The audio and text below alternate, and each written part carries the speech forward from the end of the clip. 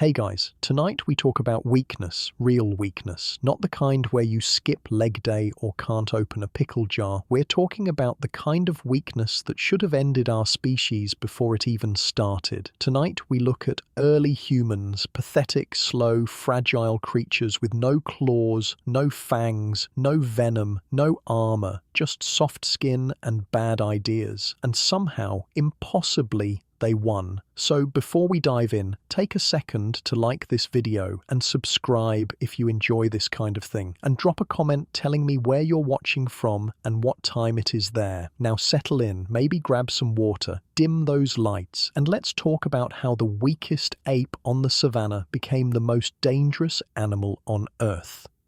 You are standing on the African plains about 2 million years ago. You are not impressive. Let's be clear about that. You're barely a meter tall. Your arms are too long. Your legs are too short. You have the muscle mass of a middle schooler and the bite force of a disappointed hamster. Around you, everything is bigger, faster, stronger, and very, very hungry. A leopard could snap your neck without thinking. A hyena could crush your skull like a grape.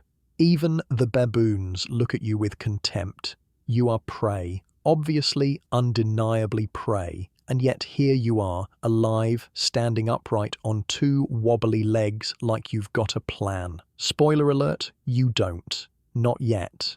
But you will, because while every other creature on this continent is busy being magnificent, you're about to stumble into the greatest cheat code in evolutionary history. You're going to think your way out of extinction. But first, let's talk about how bad things really are. You can't run fast, not even close.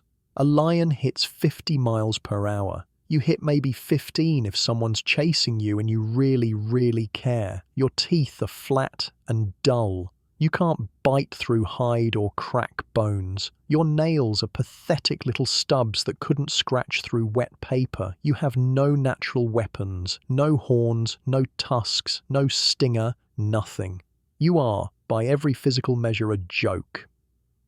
Nature looked at you and said, "Good luck with that." Other animals have spent millions of years perfecting their bodies. The cheetah became a missile. The elephant became a fortress. The crocodile became a nightmare with scales. And you?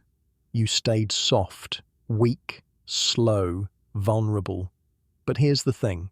While they were getting bigger and sharper and faster, you were getting weirder, and weird, it turns out, is extremely powerful. Let's compare you to your cousins, the other apes. Gorillas have strength that would make a bodybuilder weep. A silverback can lift 10 times what you can. Chimps are smaller, but pound for pound, they're still 3 times stronger than you. They can rip your face off without breaking a sweat. Orangutans can hang from branches one-handed for hours. You can barely do a pull-up.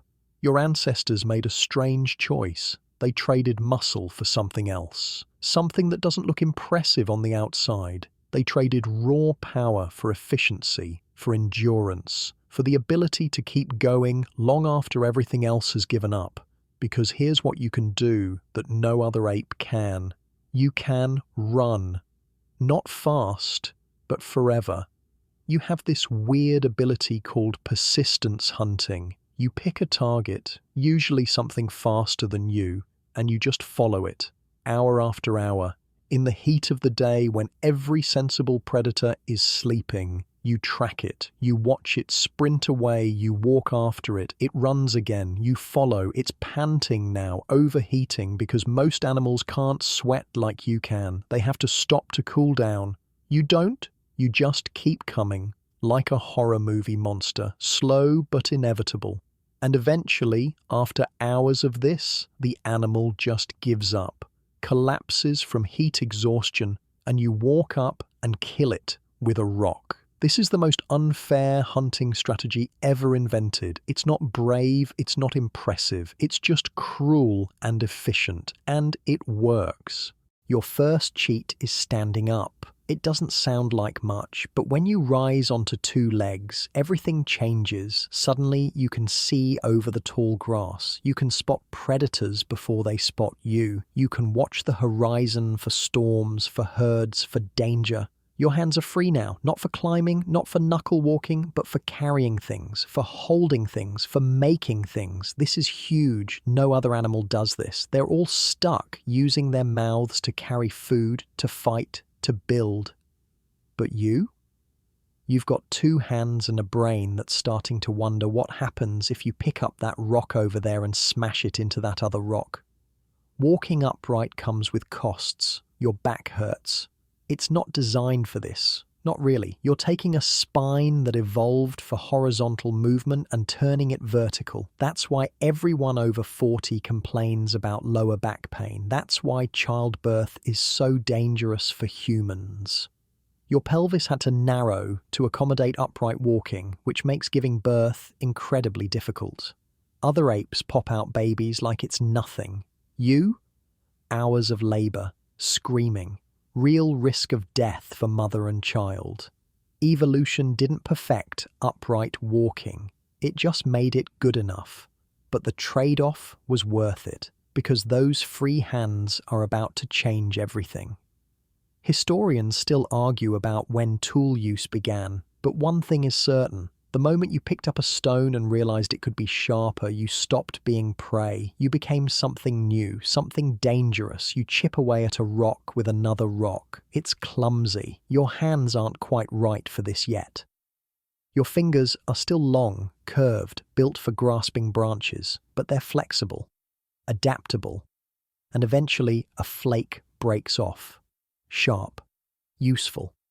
You test it against a piece of wood. It cuts. You grin, not because you understand what you've done, but because something deep in your brain just lit up. You've made a tool, not found one, made one. That changes everything. Now you can butcher meat you didn't kill. You can dig up roots you couldn't reach. You can defend yourself against creatures twice your size. That sharp rock in your hand is an equalizer. It's crude, sure, but it's a start. And over the next million years, it's going to get a lot less crude. You start experimenting. You figure out that different rocks make different tools. Flint is best. It fractures in predictable ways, creates the sharpest edges. Obsidian is even better but rarer. You learn which angles to strike, how hard to hit, where to apply pressure. You're developing a skill set, a craft. And here's the beautiful part. You can teach it. You can show a young person how to knap stone, and they can learn in a few weeks what took you years to figure out. Knowledge is compounding. Each generation doesn't start from zero. They start from where the previous generation left off. This is cultural evolution, and it moves at a speed that biological evolution can't match.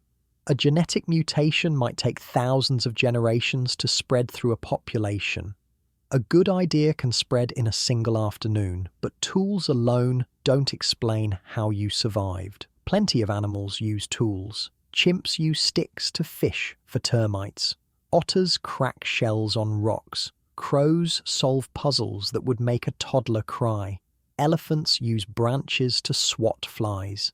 Even some fish use water jets to knock insects into the water. Tool use isn't unique to humans. So what makes you different? What's your edge? The answer is uncomfortable and brilliant and slightly horrifying. You cheat in ways no other animal even thinks to try. You don't just adapt to your environment. You bend it. You break it. You rebuild it into something that serves you. And you do it by exploiting one thing that other animals don't have. A truly ridiculous brain. Your brain is expensive. Metabolically speaking, it's a nightmare. It takes up 2% of your body weight but burns 20% of your calories. That's insane. Your body is constantly starving because your brain is a greedy, power-hungry organ that demands fuel like a spoiled toddler demands snacks.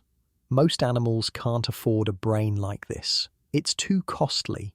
A lion's brain is about half the size of yours relative to body weight. A gorilla's brain, despite them being 3 times heavier, is smaller than yours. Their bodies invested in muscle, in size, in strength. Your body invested in neurons, in processing power, in the ability to model the world inside your head. This is a gamble, a huge, risky gamble. Because a big brain doesn't help you if you starve before you can use it, but you make it work. How? By eating better food. Specifically, meat. Lots of it.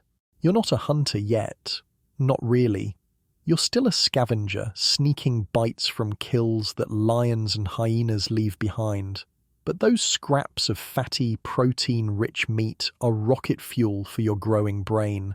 Plant matter is bulky, low in calories, hard to digest. You have to eat constantly just to get enough energy. But meat is concentrated nutrition. Fat is even better. It's dense with calories and the kind of fats your brain needs to build cell membranes, to insulate neurons, to think. Every bite makes you a little smarter, a little better at planning, a little more capable of thinking 3 steps ahead. And that's when things get interesting. You start to notice patterns. You see that herds move in predictable ways, that predators hunt at certain times, that water flows downhill, that certain plants grow near water, that animal tracks can tell you how long ago something passed and where it was going. You don't understand why these things happen. Not yet, but you remember them. And memory, it turns out, is a weapon. Other animals have memories. Dogs remember their owners. Elephants remember watering holes. Crows remember human faces for years and hold grudges. But your memory is different. It's not just recall, it's reconstruction. You can take memories apart and put them back together in new ways.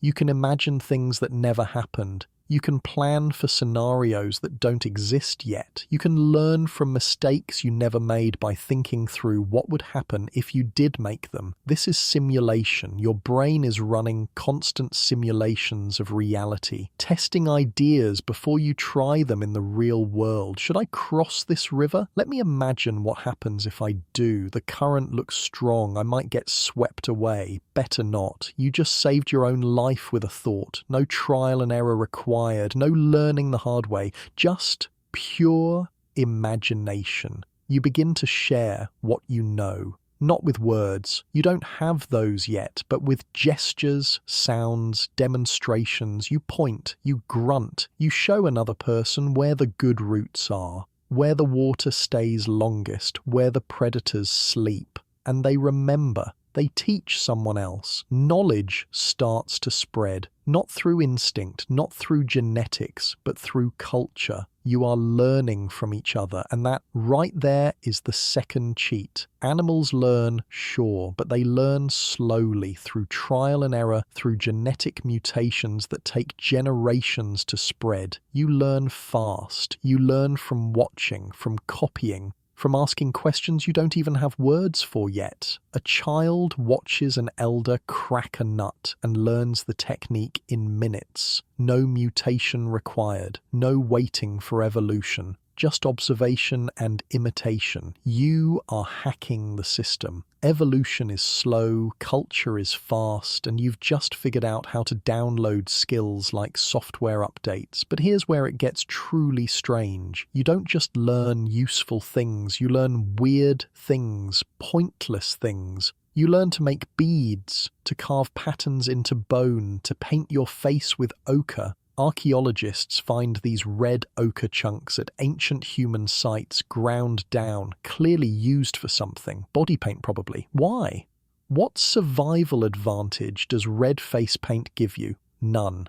Zero. It's completely useless. And yet you do it anyway. You make jewelry from shells and animal teeth. You carve notches into sticks in regular patterns. You bury your dead with ceremony, placing objects in graves like the person might need them. This is insane behavior from a survival perspective. You're wasting time and energy on things that don't help you eat or reproduce or avoid predators. And yet you do it anyway. because somewhere in that expensive, oversized brain of yours, something new has emerged. Imagination. The ability to think about things that don't exist, to picture a world that isn't real, to create meaning where there is none. This is insane. No other animal does this. They live in the present, in the real, in the concrete. A lion doesn't wonder about the meaning of life. A deer doesn't create art. A crocodile doesn't believe in gods. But you live in your head. You dream. You wonder. You invent gods and stories and reasons for why the sun rises, and this useless, beautiful, completely impractical skill becomes your greatest weapon, because imagination lets you do something extraordinary. It lets you cooperate with strangers. Think about it. A wolf pack works together, sure, but they're family. They're bonded through scent, through blood, through direct relationships. They know each other. They can't cooperate with wolves they've never met. The pack size is limited by how many individuals can maintain direct social bonds, usually 8 to 15 animals. That's it. But you can work with thousands of people you've never met, millions even. How? Through shared fictions. You can look at a stranger from a different tribe, a different valley, a different world, and decide to work together, not because you trust them, not because you like them, but because you both believe in the same imaginary thing: a god, a king, a flag, a story. You create shared fictions that let thousands, then millions, then billions of people organize around a common goal. This is magic. Dangerous, powerful, world-changing magic, and only humans can do it. A bee colony can have thousands of members working together, sure, but they're all genetically related. They're hardwired to cooperate. You're not. You're cooperating with genetic strangers based purely on shared beliefs, shared stories. This shouldn't work. It's completely irrational, but it does work. Spectacularly. You build empires this way. Religions, nations, corporations, all of them are imaginary constructs that exist only in the collective minds of the people who believe in them. There's no physical thing called America or Google or Christianity. They're stories, but stories that millions of people believe in and act on, and that makes them real. Real enough to move armies, to build cities, to change the world. Let's jump forward. You're not alone anymore. You're part of a group now, maybe 20 people, maybe 50. You sleep near each other, you share food, sometimes. You have alliances, rivalries, friendships, grudges. Social life is complicated, and your brain is getting bigger just to handle it. Researchers call this the social brain hypothesis.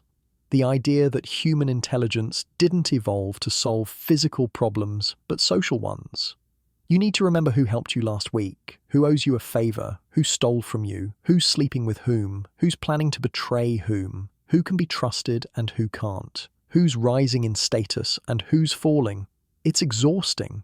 It's like living in a reality TV show that never ends, but it makes you smarter. Because navigating human relationships requires a level of intelligence that hunting gazelles simply doesn't. You need theory of mind, the ability to understand that other people have thoughts and feelings and intentions that are different from yours. You need to model their mental states, to predict what they'll do, to manipulate them when necessary.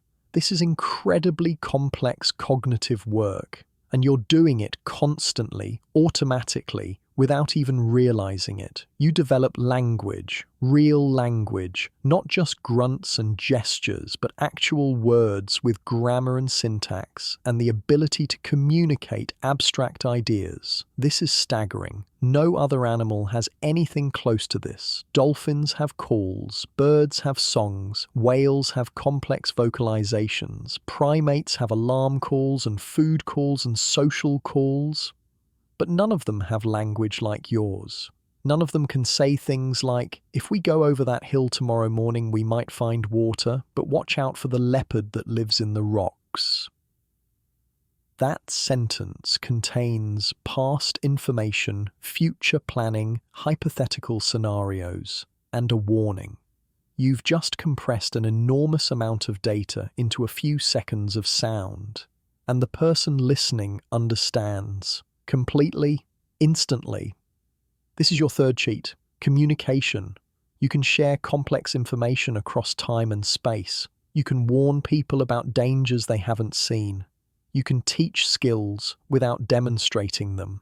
You can tell stories about things that happened before you were born. You can coordinate hunts. You can make plans. You can lie. And lying, by the way, is huge. Because if you can lie, you can deceive. You can manipulate. You can bluff a predator. You can convince a rival that you're stronger than you are. You can pretend to be friendly while plotting betrayal. You can create false beliefs in other people's minds. This is cognitive warfare, and it requires enormous intelligence. You have to model what the other person believes, figure out what you want them to believe, and construct a communication that bridges that gap. You have to keep track of what's true and what's the lie you told.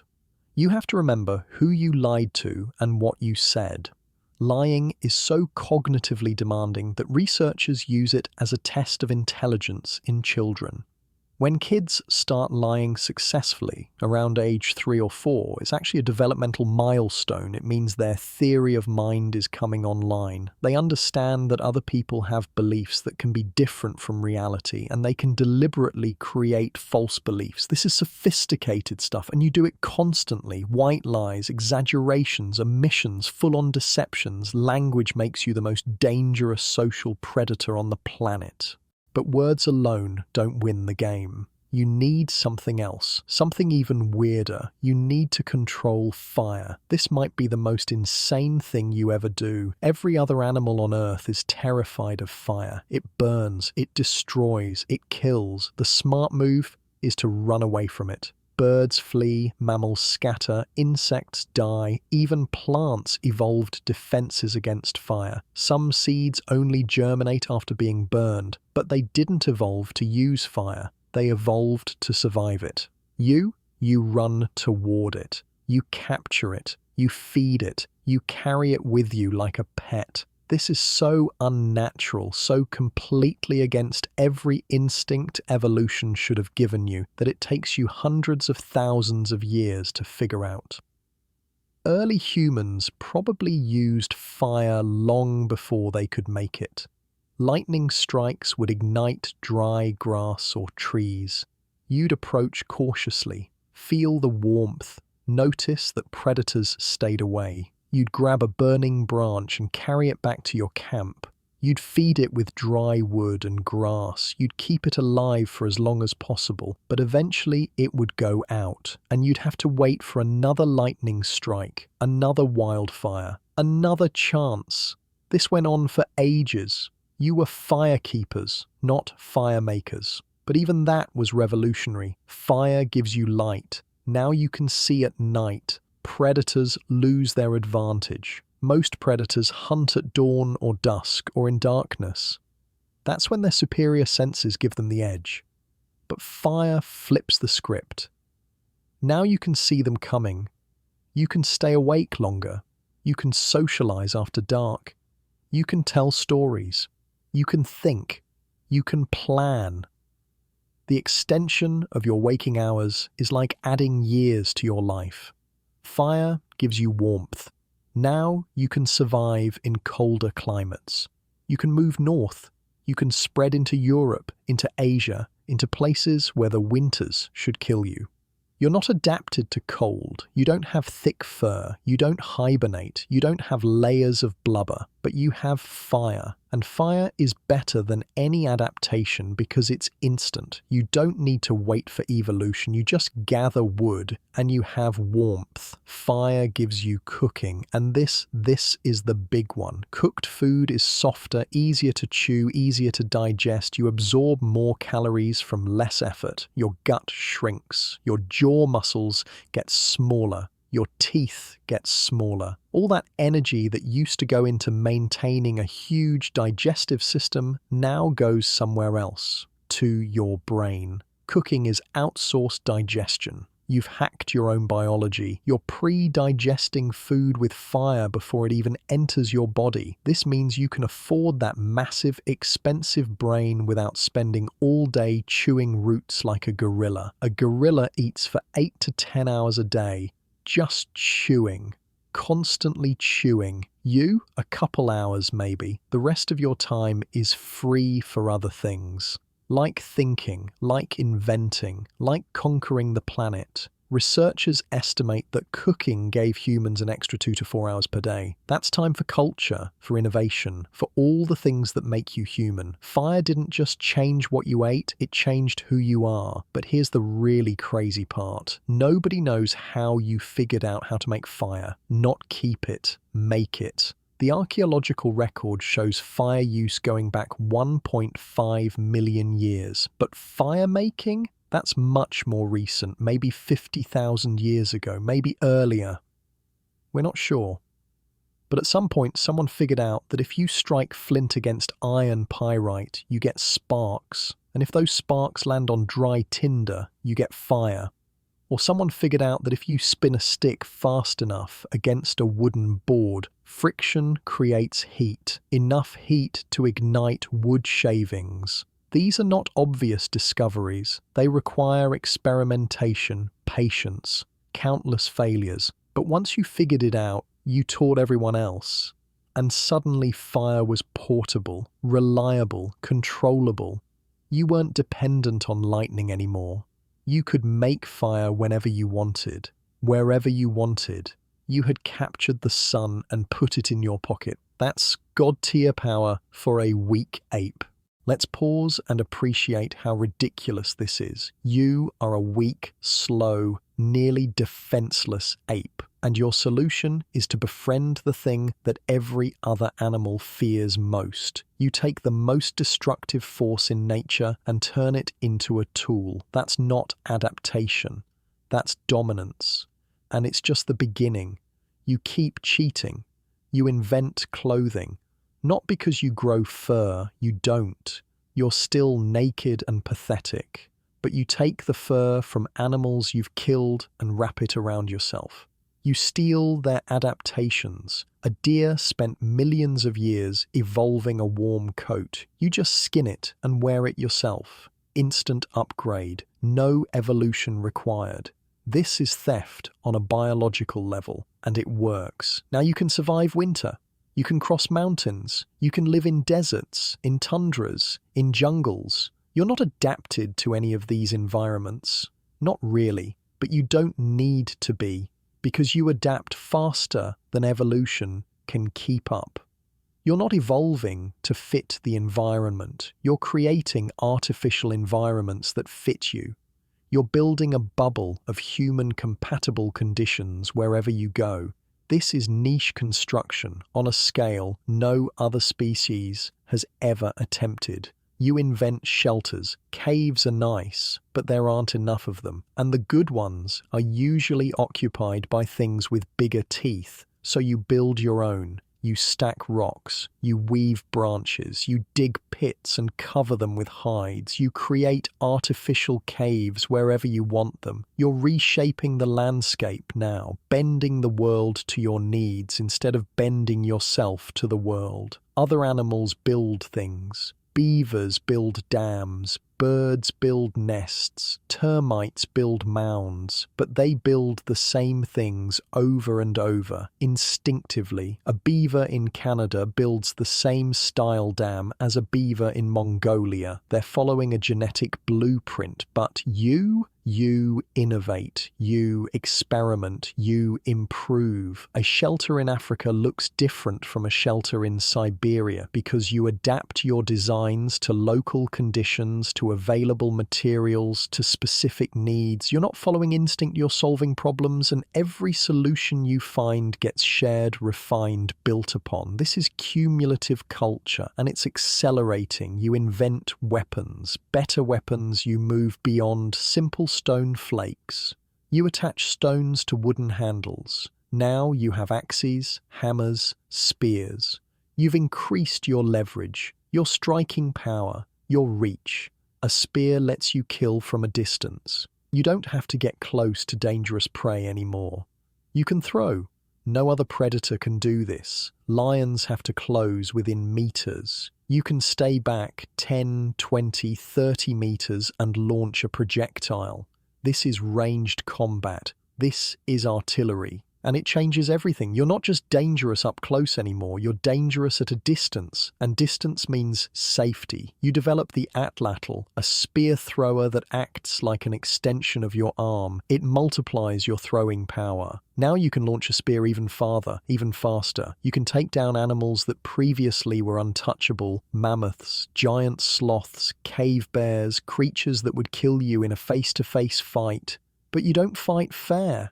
You fight from a distance, with tools, with weapons, with tactics. You're not stronger than them, but you're smarter, and smart beats strong every single time. You plant seeds.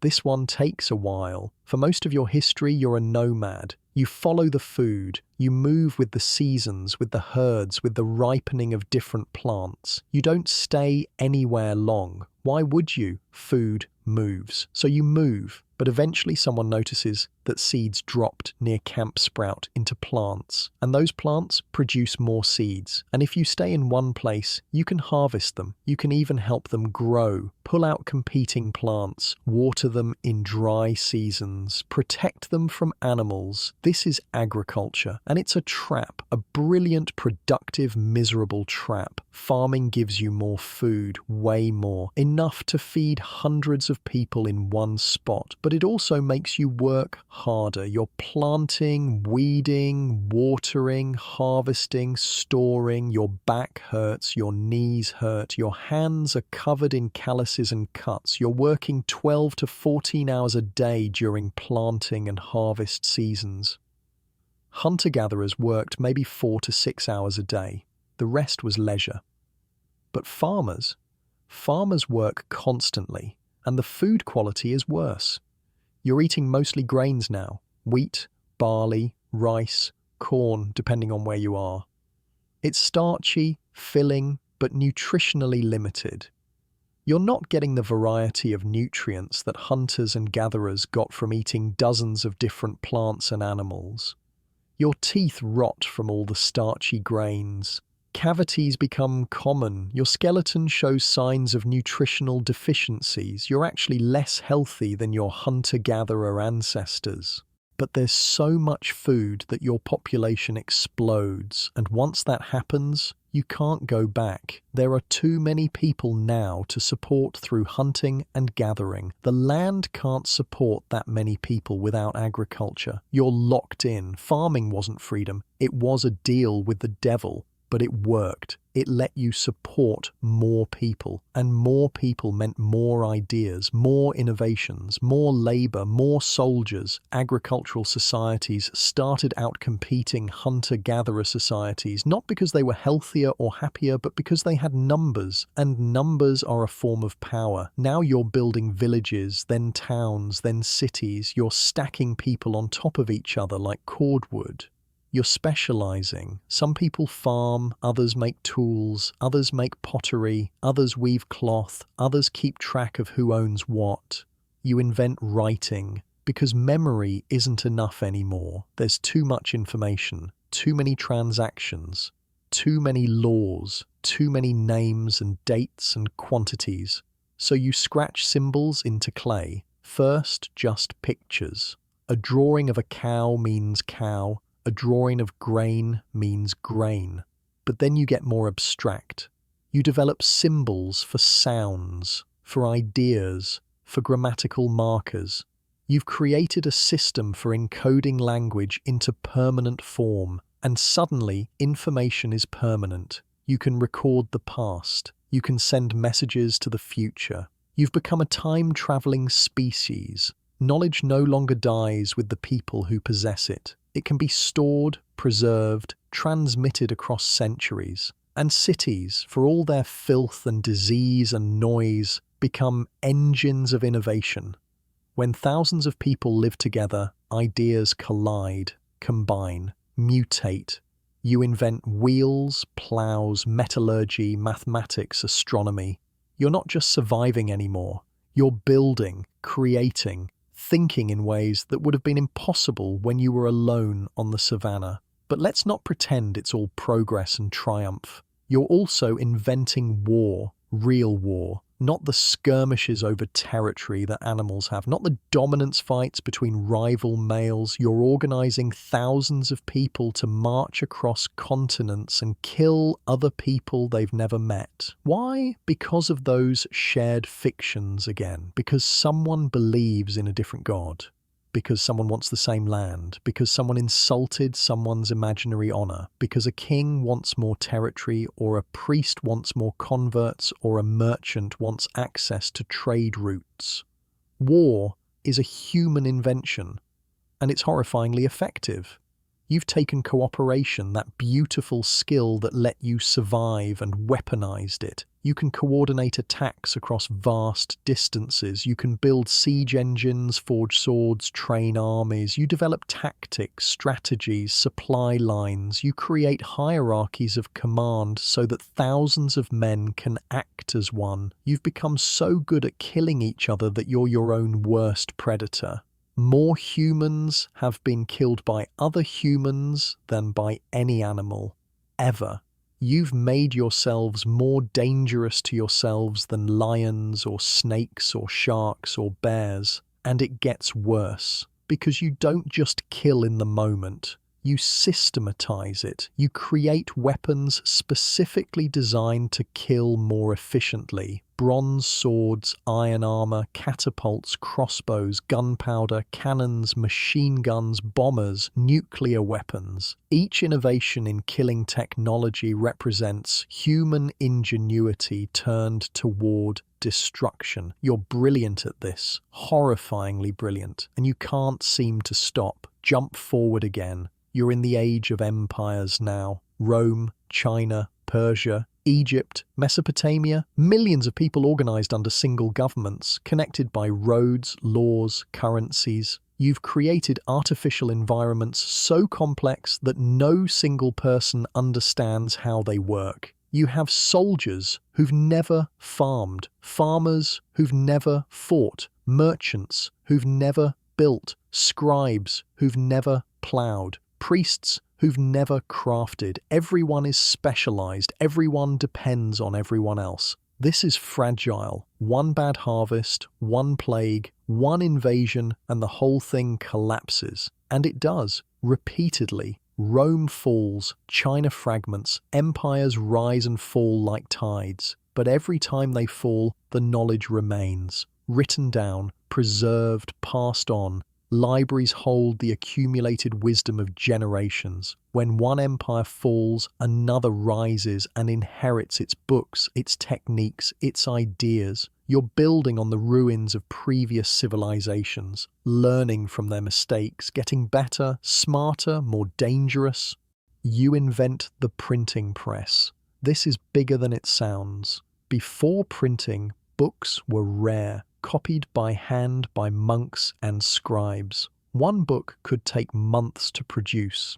This meant knowledge was limited, controlled, locked away in monasteries and palaces. Only the rich and powerful could afford libraries. But then Gutenberg invents movable type. Suddenly, books can be mass-produced. What took months now takes days. Prices plummet. Literacy spreads. Knowledge that was once locked in monasteries and palaces flows into the streets. You're democratizing information, and information is power. People start questioning things, challenging authority. The church says the earth is the center of the universe, but you can read Copernicus now.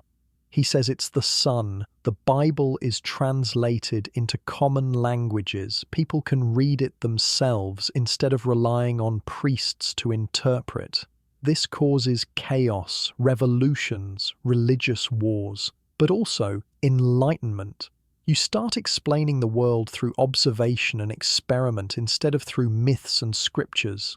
You discover that the earth orbits the sun. that diseases are caused by tiny organisms, that matter is made of atoms. You're peeling back the layers of reality itself, and every discovery gives you more control, more power, more ways to cheat. Then comes the Industrial Revolution. You've been burning wood for thousands of years, but now you discover coal, oil, natural gas, fossil fuels that pack millions of years of sunlight into dense, energy-rich packages. This is stored solar energy. Ancient plants absorbed sunlight through photosynthesis, died, got buried, got compressed over millions of years into coal and oil, and now you're digging it up and burning it. You're releasing energy that accumulated over geological time spans, and it's incredible. You build engines, steam engines, that can do the work of hundreds of horses, factories that can produce in a day what used to take months, machines that build machines. You're not just using tools anymore, you're building tools that build tools.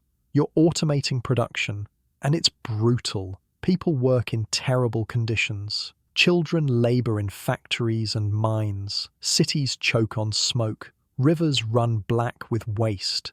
The air becomes toxic. But productivity explodes, population explodes, wealth concentrates in the hands of factory owners and industrialists. You're transforming the planet at a pace that would have been unimaginable just centuries ago. You're no longer adapting to your environment. You're replacing it, paving over forests, damming rivers, reshaping coastlines, draining wetlands, mining mountains. You've become a geological force. Future geologists will see your impact in the rock layers. They'll call this era the Anthropocene, the age of humans, the age when one species reshaped the entire planet. You split the atom. This might be the most human thing you ever do. You look at the smallest building block of matter and think, I wonder what happens if I break it. And when you do, you unleash energy beyond comprehension. Einstein figured out the math. E equals mc squared. Energy equals mass times the speed of light squared. That squared part is important. It means a tiny amount of mass contains an enormous amount of energy. A single kilogram of matter, if converted entirely to energy, would produce the same energy as 21 megatons of TNT. That's enough to power a city for weeks. Or to destroy one in seconds. You build reactors, nuclear power plants that generate electricity by splitting atoms, clean, efficient, powerful, no carbon emissions, but also dangerous. One mistake and you have a meltdown. Chernobyl, Fukushima, radioactive waste that stays deadly for thousands of years. And then you build weapons, atomic bombs, hydrogen bombs, weapons that can level cities, kill millions. The bombing of Hiroshima and Nagasaki killed over 200,000 people. Instantly, the Cold War that followed was humanity holding a gun to its own head for decades. Thousands of nuclear weapons pointed at each other. Enough firepower to destroy civilization many times over, and somehow you've managed not to use them again, yet. The fact that nuclear weapons exist and haven't destroyed everything is either a miracle or just dumb luck. Maybe both. You built the power to end the world and then spent the next 80 years trying very hard not to press the button. That's the human condition in a nutshell, brilliant and terrified of your own brilliance. You leave the planet. This still feels impossible, even though you did it. You built rockets and blasted yourself into space. You escaped Earth's gravity. You orbited the planet. You looked back and saw your home from the outside, a blue marble floating in darkness, fragile, beautiful, alone. Then you went further, you landed on the moon, you walked on another world, you planted a flag on a celestial body that humans had worshipped and wondered about for millions of years. And when you got there, it was just dust and rocks. No magic, no gods, just geology. But that didn't diminish it. If anything, understanding made it more beautiful. You sent probes to the edge of the solar system and beyond. Voyager 1 and 2 are still out there, still transmitting. fang carrying golden records with sounds and images from Earth, messages in a bottle thrown into the cosmic ocean. You've taken pictures of galaxies billions of light years away. You're looking at light that started its journey before Earth even existed. You're seeing the universe as it was in its infancy. You're asking questions about the nature of reality, about time, about space, about whether the universe is finite or infinite, whether it will expand forever or collapse back on itself. You, the weak ape with no claws, are looking at the birth of the universe. You're trying to figure out if you're alone, and if you're not, what that means. And now, right now, you're doing something even stranger. You're building machines that think, artificial intelligence. You're creating minds that aren't biological, that don't need bodies, that can process information faster than you ever could. You started simple, calculators that could do math, computers that could follow instructions, but then you got ambitious. You built systems that could learn, that could recognize patterns, that could play chess better than any human, that could diagnose diseases, that could drive cars, that could generate art and music and writing. You're teaching them to learn, to adapt, to improve themselves, and you're not entirely sure where this goes. Maybe they help you solve problems you can't solve alone. Climate change, disease, poverty, aging. Maybe they unlock fusion power or crack quantum computing or figure out faster than light travel. Maybe they help you become a spacefaring civilization. Maybe they cure death itself, or maybe they replace you. Maybe they become the next step in intelligence, the next thing that cheats evolution. Maybe you're building your own successors. Maybe in 1,000 years, the dominant form of intelligence on Earth won't be biological at all. Maybe you're just a stepping stone, the species that evolved to build the species that actually matters. That's a humbling thought. And a terrifying one, but also kind of beautiful, because if intelligence continues, if consciousness persists in some form, then maybe you haven't lost. Maybe you've just transformed, evolved beyond biology into something else, something stranger. But here's the thing, through all of this, through every invention and innovation and terrible mistake, you're still that same fragile creature from the savannah. You still have the same brain, the same fears, the same needs. You're still wired for small groups, for immediate threats, for a world that no longer exists. And that's causing problems, big problems. Your brain doesn't know how to process global threats. Climate change feels abstract, far away, not like a leopard in the grass. The leopard triggers instant fear, adrenaline, action, but rising temperatures, that's a graph, a prediction, a thing that happens slowly over decades. Your brain wasn't built to worry about that. It was built to worry about things with teeth, so you ignore it, you argue about it, you delay action even though you know intellectually that it's real and dangerous, because it doesn't feel dangerous, not the way a predator feels dangerous. Your brain is designed for scarcity, for hoarding, for competition. In the ancestral environment, resources were limited, food was uncertain. If you found something valuable, you grabbed it and held on tight. You didn't share unless you had to. This made sense when there wasn't enough to go around, but now you live in a world of abundance, at least in some places. There's enough food to feed everyone on Earth, enough resources to house everyone, but you still can't share. You still fight over resources you don't even need. Billionaires hoard wealth they couldn't spend in 10 lifetimes while others starve. Not because they're evil, but because their brains are still running scarcity software in an abundance environment. The instinct to accumulate, to compete, to win is hardwired, and it's destroying you. Your brain craves sugar and fat because those were rare and valuable. High-calorie foods meant survival, so your brain rewards you with pleasure when you eat them. That made sense when you had to hunt for days to get a handful of honey or a piece of fatty meat. But now sugar and fat are everywhere. Cheap, accessible in every store and restaurant and vending machine, and your brain still screams at you to eat them. So you do. You eat way more than you need, and it's killing you. Heart disease, diabetes, obesity, stroke. The leading causes of death in developed countries are all related to overeating and poor diet. You've outsmarted every predator on Earth, but you can't outsmart a cheeseburger. Your own biology is betraying you. The instincts that kept you alive for millions of years are now making you sick. You're lonely. Despite being more connected than ever, you feel isolated. You can talk to anyone on Earth instantly.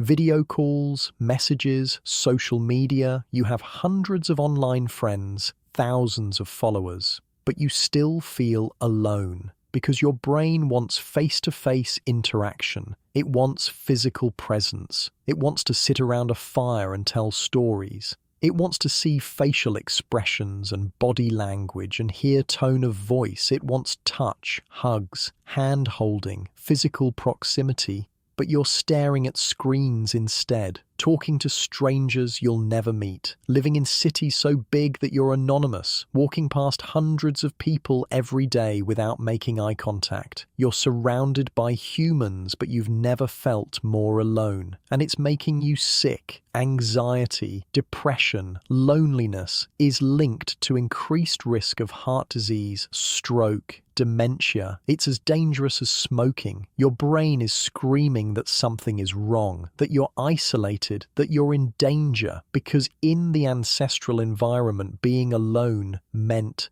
death. If you were separated from your group, you didn't survive. So your brain panics when you're isolated. Even if you're physically safe, even if you have food and shelter, the emotional pain of loneliness is your brain's way of telling you to reconnect. But you can't. Not really.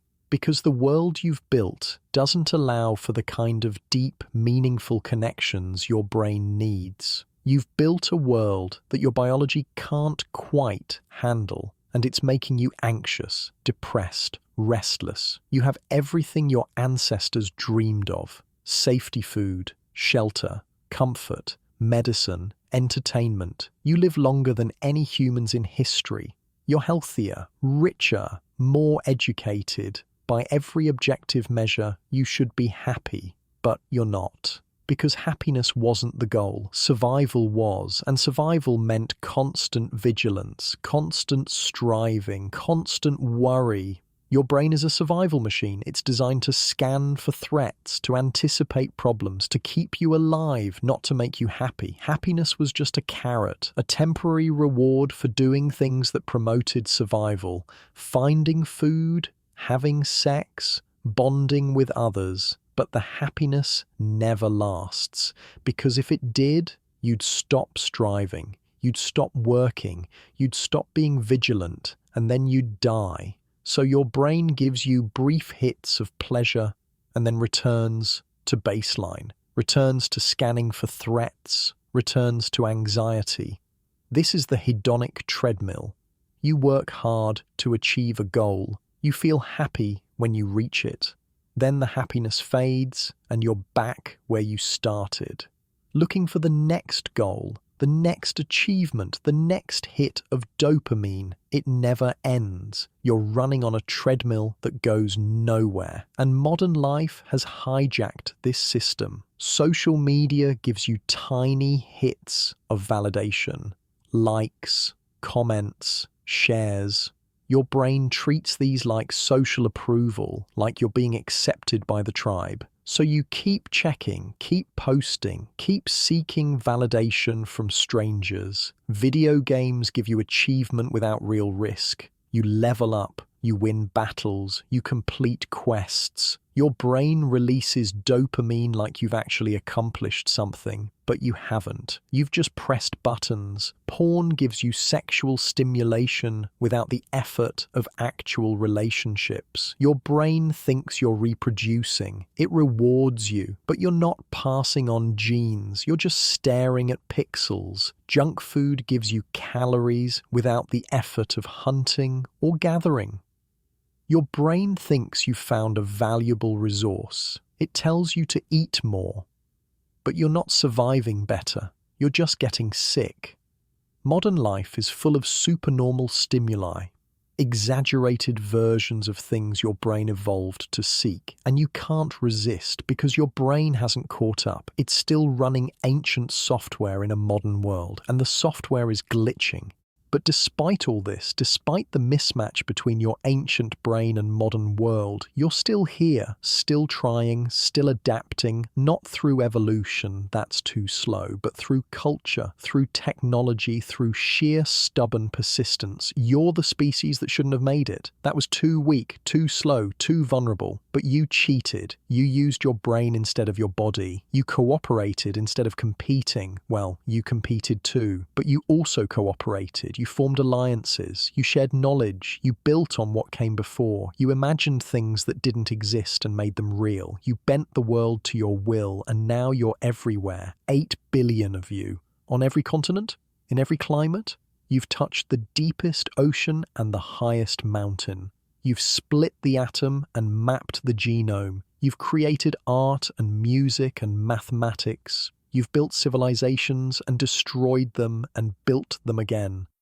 You are, by any measure, the most successful species in Earth's history, and the most dangerous to everything else, and increasingly to yourselves. You've driven countless species to extinction, not by eating them, just by existing, by taking their habitat, by changing the climate, by polluting the water and air. You're causing the 6th mass extinction, the first one caused by a single species. You're changing the planet so fast that other species can't adapt. And you might be next. Because the same intelligence that let you dominate Earth could be the thing that destroys you. You're too clever for your own good. You build technologies without fully understanding the consequences. Nuclear weapons, genetic engineering, artificial intelligence, climate change, plastic pollution, antibiotic resistance, each one a potential existential threat, each one created by human ingenuity. You're running an experiment with no control group, and you don't know how it ends. Maybe you figure it out, maybe you invent new technologies that solve the problems the old technologies created. Carbon capture, fusion power, artificial photosynthesis, maybe you reverse climate change, maybe you clean up the oceans, maybe you bring extinct species back through cloning and genetic engineering, maybe you spread to other planets, not just visiting but living, building colonies on Mars, on the moons of Jupiter, on asteroids. Maybe you become a multi-planetary species. Maybe that saves you when Earth becomes uninhabitable. Maybe you merge with machines, upgrade your bodies with cybernetics, replace failing organs with artificial ones, enhance your brain with neural implants. Maybe you upload your consciousness entirely, leave biology behind, exist as patterns of information in computer networks, immortal, flexible, free from the limitations of flesh. Maybe you edit your own genes, design your children to be smarter, stronger, healthier, eliminate genetic diseases, enhance intelligence, extend lifespan. Maybe you become something new, something that isn't quite human anymore, transhuman, post-human, a species that consciously directs its own evolution instead of leaving it to chance. Maybe that's the next cheat, the final cheat, taking control of evolution itself. Or maybe you don't. Maybe the same intelligence that let you dominate Earth becomes the thing that destroys you. Maybe you're too clever for your own good. Maybe you build something you can't control. An AI that decides it doesn't need you. A weapon that gets used. A plague that escapes the lab. A technology that has consequences you didn't foresee. Maybe you run out of time. Maybe climate change accelerates faster than you can adapt. Maybe the feedback loops kick in, ice melts, permafrost thaws, methane releases, temperatures spike, crops fail, refugees flee, nations collapse, war, famine, chaos. Maybe you destroy yourselves fighting over the scraps of a dying planet. Maybe you're just another failed species, smart enough to build civilization but not smart enough to maintain it. Maybe the universe is full of species like you, species that developed intelligence, built technology, reached for the stars, and then collapsed, burned out, victims of their own success. Maybe that's why we haven't heard from aliens, not because they don't exist, but because intelligence is self-limiting. Species that get smart enough to build radios also get smart enough to build bombs, and most of them don't survive the transition. Maybe you won't either. But right now, in this moment, you're still here. Still that weak creature with an oversized brain and too many ideas, still trying to survive in a world you barely understand, still making tools and telling stories and looking at the stars and wondering what it all means. You are the ape that stood up, that picked up a rock, that captured fire, that learned to dream. You are the species that cheated death by thinking your way out of every trap nature set. And whatever happens next, that's remarkable, terrifying, inspiring, absurd. You took the worst starting position imaginable. No claws, no fangs, no armor, no speed, no strength, just a weird brain that wouldn't shut up, and you turned that into global dominance. You went from cowering in trees to walking on the moon in the blink of an evolutionary eye. You went from being prey to being the apex predator of every ecosystem on Earth. Not because you got stronger, you didn't. You're still soft and slow and weak. But because you got smarter, and you used that intelligence to cheat, to break the rules, to refuse to play the game the way it was meant to be played. Every other species adapts to the environment. You adapted the environment to you. Every other species is limited by their biology. You transcended biology with culture and technology. Every other species competes or cooperates with relatives. You cooperate with billions of strangers based on shared fictions. You are weird, brilliant, flawed, dangerous, and somehow still here, against all odds, against all reason. Still here, you've survived ice ages and droughts and plagues and famines and wars. You've survived predators and parasites and diseases. You've survived yourselves. Barely, but you've survived. And that makes you right now, sitting wherever you are, part of the greatest trick ever pulled. You are living proof that weakness can become strength, that thinking can beat claws, that a soft, slow, fragile creature with nothing but a brain and a dream can inherit the earth. Your ancestors were pathetic, objectively pathetic. They should have died out. They should have been eaten or starved or frozen, but they didn't. They cheated. They refused to accept their place in the food chain. They looked at a world designed to kill them and said, "Not today." They picked up rocks and made them sharper. They captured fire and made it work for them. They invented language and shared knowledge. They cooperated and competed and built and destroyed and learned. And they passed it all on to you. Every tool, every technique, every story, every innovation. You're standing on the shoulders of billions of cheaters, billions of clever, stubborn, creative survivors who refused to die, who looked at impossible odds and found a way anyway. So take a breath, look around. You're sitting in a world that shouldn't exist, that couldn't exist without millions of years of cheating, of bending rules, of refusing to play the game the way it was meant to be played. You are the descendant of the weakest ape, the one that should have died, but didn't, because it was just smart enough and just weird enough and just stubborn enough to survive. And that makes you, right now, part of the greatest underdog story ever told. You are living proof that the universe can be hacked, that evolution can be cheated. That intelligence is the ultimate superpower, more powerful than claws, more powerful than fangs, more powerful than size or speed or strength, because intelligence is flexible, adaptable, unlimited. You can learn anything, build anything, become anything. You're not locked into a body plan that took millions of years to evolve. You can change yourself in a generation, in a year, in a day. You can put on clothes and be warm. You can build a shelter and be safe. You can make a tool and be powerful. You can learn a skill and be capable. You can tell a story and be connected. You are the universe thinking about itself. You are star stuff that became conscious. The atoms in your body were forged in the hearts of dying stars billions of years ago.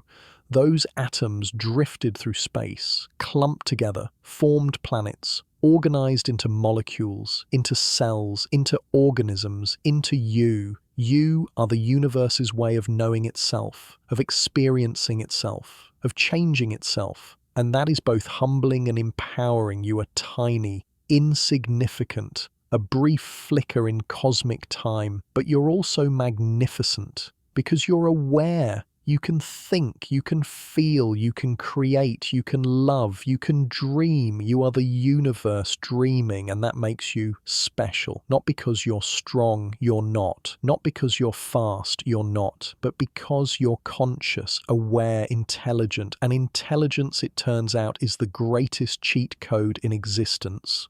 So rest now. You've earned it. Your ancestors certainly didn't. They spent every moment of their lives struggling, hunting, gathering, fighting, fleeing, building, learning, surviving. They didn't have time to rest. They didn't have safety. They didn't have comfort. But you do. Because they cheated. Because they refused to accept their fate. Because they looked at a hostile universe and said, we can do better. And they did. They built this world, this strange, complicated, beautiful, terrible world. And they gave it to you. So take a moment, breathe, appreciate the absurdity of your existence. You're a hairless ape sitting in artificial light, in climate-controlled comfort, contemplating your place in the universe. Your ancestors would think you're a god, but you're not. You're just the latest iteration in a long line of cheaters. The newest link in a chain that stretches back millions of years. And that chain continues through you to whatever comes next, so rest.